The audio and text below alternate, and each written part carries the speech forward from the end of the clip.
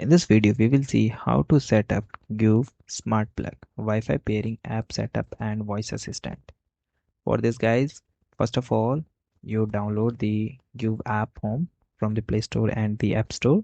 After that, turn on the Bluetooth and allow your app to access your devices like your Wi-Fi. So first connect 2.4 GHz Wi-Fi network because many of the smart plug does not support it the 5 Wi-Fi.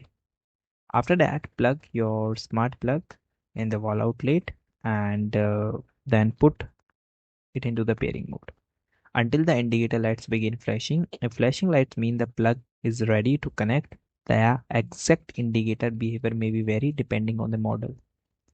Then guys, add the smart plug in the app.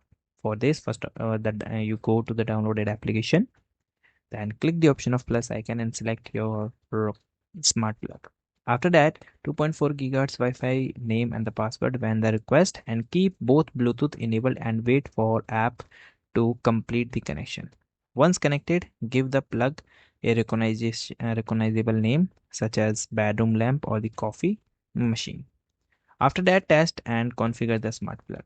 Connected the compatible application to the plug and use the Gove app home to turn it on and off.